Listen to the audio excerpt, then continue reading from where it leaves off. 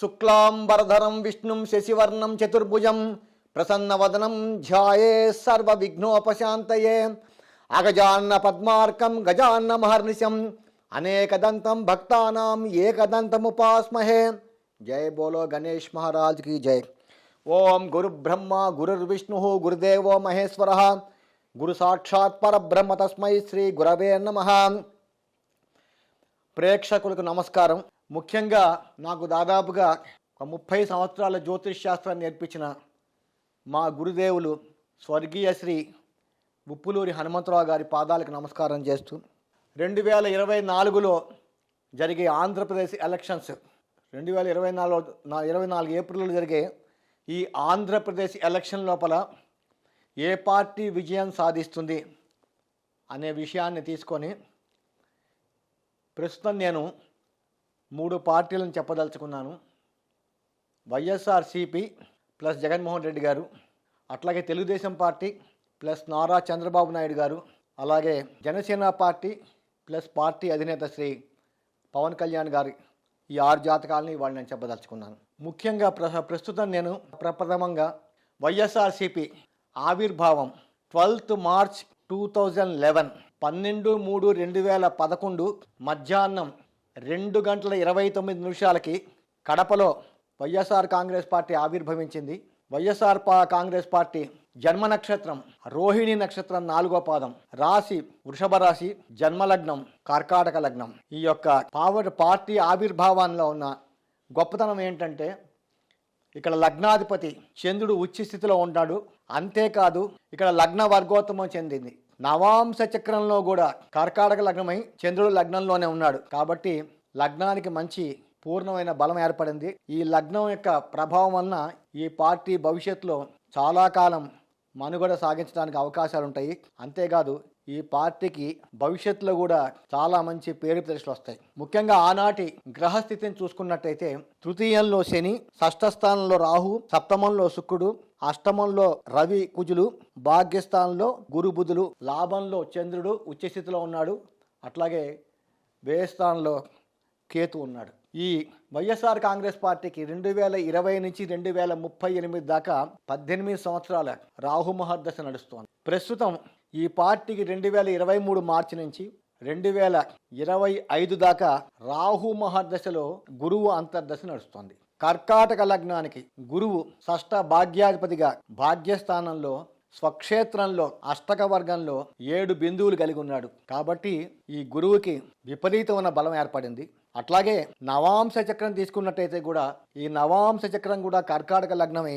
దేవగురువు బృహస్పతి షష్ఠ భాగ్యాధిపతిగా పంచమ స్థానమైన వృశ్చిక రాశిలో మిత్రుడైనటువంటి కుజుడి ఇంట్లో ఉన్నాడు. కాబట్టి గురువుకి మంచి బలం ఏర్పడింది. భావచక్రంలో తీసుకున్నట్టయితే కూడా భావచక్రంలో గురువు మారి భాగ్యస్థానాన్ని వదిలి రాజ్యస్థానమైన మేషంలో గురువు దశమ స్థానంలో ఉన్నాడు. కాబట్టి ఎటు చూసినప్పటికీ కూడా ఈ పార్టీకి గురుబలం చాలా అధికంగా ఉంది.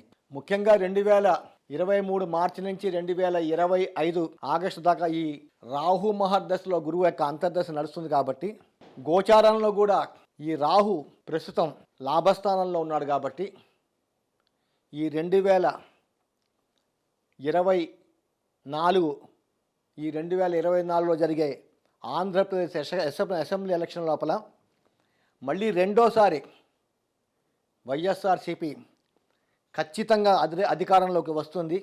110 సీట్లు ఖచ్చితంగా ఈ పార్టీకి వస్తాయని నేను మనవి చేస్తున్నాను. ఇంకా పోతే ఆంధ్రప్రదేశ్ ముఖ్యమంత్రి శ్రీ వైఎస్ జగన్మోహన్ రెడ్డి గారు 20వ తారీఖు రాత్రి తెల్లవారితే 21 డిసెంబర్ 1972 ఎర్లీ మార్నింగ్ 1:30 కడప జిల్లా పులివెందుల్లో జన్మించారు. శ్రీ జగన్మోహన్ రెడ్డి గారు జన్మ నక్షత్రం ఆరుద్ర నక్షత్రము 2వ పాదం, రాశి మిథున్ రాశి, ఆయన యొక్క జన్మ లగ్నము కన్యా లగ్నం. ఆయనకి లగ్నం లోపల కన్యా లగ్నం, ఆయనకి లగ్న దశమాధిపతిన బుధుడు తృతీయ స్థానంలో ద్వితీయ భాగ్యాధిపతినటువంటి ఈ శుక్రుతో కలిసి ఉన్నాడు. ఇది చాలా ప్లస్ పాయింట్. అంతేకాదు ఈ జగన్మోహన్ రెడ్డి గారి జాతకంలో బుధుడు వర్గోత్తమం చెందాడు. లగ్న చక్రంలో వృశ్చిక రాశిలో ఉండి నవాంశ చక్రంలో కూడా వృశ్చికంలోనే బుధుడు ఉన్నాడు. కాబట్టి దాన్ని గ్రహ వర్గోత్తమం అంటారు. అంతేకాదు ఆయన జాతకంలో భాగ్య రాజ్యాధిపతులు బుధ శుక్రులు ఇద్దరు కూడా తృతీయమైన వృశ్చిక రాశిలో కలిసి ఉన్నారు కాబట్టి ధర్మ కర్మాధిపత్యము అనే ఒక చాలా పెద్ద యోగం కూడా ఒక రాజయోగం ఏర్పడింది. అట్లాగే ఆయనకి చతుర్థ స్థానంలో గురువు స్వక్షేత్రము మూల త్రికోణంలో ఉన్నాడు కాబట్టి అంశమహాపురుష యోగం ఏర్పడింది. ఉత్తమ గుణాలు పరోపకార బుద్ధి కలిగి జీవితాంతం డబ్బుకు లోటు లేకుండా ఉంటాడు. అట్లాగే ఆ గురువు కొంతవరకు ఆ భావం గురువు యొక్క భావం కూడా దెబ్బతింది. ఎందుకంటే గురువుతో పాటు అక్కడ రాహు కలిసి ఉండటం వలన గురు చండాల యోగం ఏర్పడింది.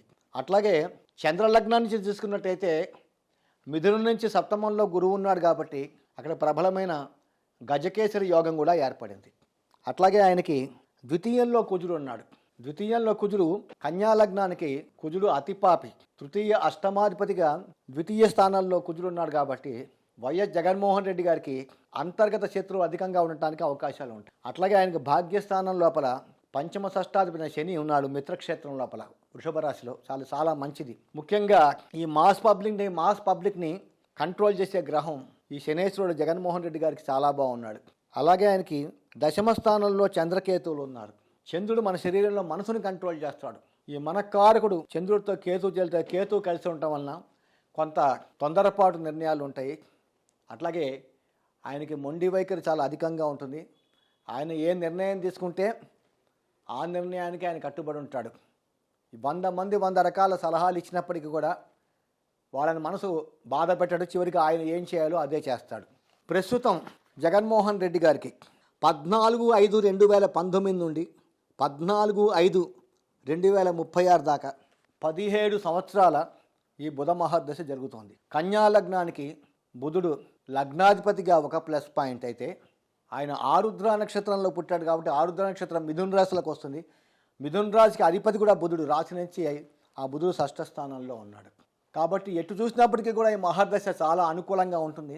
ముఖ్యంగా ఆయనకి అష్టక వర్గంలో వృశ్చిక రాశిలో బుధుడికి 7 బిందువులు వచ్చినాయి. చాలా బలం కలిగి ఉన్నాడు లగ్నాధిపతి బుధుడు. ప్రస్తుతం జగన్మోహన్ రెడ్డి గారికి 8/10/2022 నుండి 8/8/2025 దాకా బుధ మహర్దశలో శుక్రుడి యొక్క అంతర్దశ నడుస్తుంది. కన్యా లగ్నానికి శుక్రుడు ద్వితీయ భాగ్యాధిపతిగా అత్యంత యోగకారకుడై తృతీయంలో లగ్నాధిపతి అయిన బుధుడితో కలిసి ఉన్నాడు కాబట్టి ఈ యొక్క బుధ మహర్దశలో శుక్రుడి అంతర్దశ 2025 ఆగస్టు దాకా ఉంది కాబట్టి ఈ 2024 ఏప్రిల్లో జరిగే ఆంధ్రప్రదేశ్ అసెంబ్లీ ఎలక్షన్ లోపల వైఎస్ఆర్ కాంగ్రెస్కి ఘన విజయం తప్పనిసరిగా వస్తుంది. 110 సీట్లు 100% 110 సీట్లు ఖచ్చితంగా వస్తాయి. మళ్ళీ రెండోసారి కూడా ఆంధ్రప్రదేశ్కి వైఎస్ జగన్మోహన్ రెడ్డి గారే ఖచ్చితంగా ముఖ్యమంత్రి అవుతాడు అనే విషయంలో ఎలాంటి అతిశయోక్తి లేదు. 2019లో కూడా సాక్షి ఛానల్లో నేను లైవ్ ఇచ్చాను. ఆంధ్రప్రదేశ్లో జరిగే అసెంబ్లీ ఎలక్షన్లో జగన్మోహన్ రెడ్డి గారు ఖచ్చితంగా గెలుస్తారు. 110 నుంచి 120 సీట్లు వస్తాయని 151 సీట్ వచ్చింది. మేము జ్యోతిష శాస్త్రవేత్తలము. మాకు ఈ రాజకీయాలతో ఎలాంటి సంబంధం ఉండదు. అక్కడ శాస్త్రాన్ని బట్టే చెప్తాము. అన్ని విధాలా ఆయన పార్టీ ఆవిర్భావాన్ని టైం బాగుంది. ప్రస్తుతం ఆయనకి వ్యక్తిగత జాతకం కూడా చాలా బలంగా ఉంది కాబట్టి ఆయన ముఖ్యంగా ఆయన జాతకంలో శనేశ్వరుడు చాలా బలం కలిగి ఉన్నాడు కాబట్టి ఈ రాబోయే ఎలక్షన్ లోపల ఈ మాస్ పబ్లిక్ ఈ నిరుపేదలు విపరీతంగా ఈ వైఎస్ఆర్ కాంగ్రెస్కి ఓటేస్తారని చెప్పేసి మనస్ఫూర్తిగా నేను చెప్తున్నాను. సెలవు.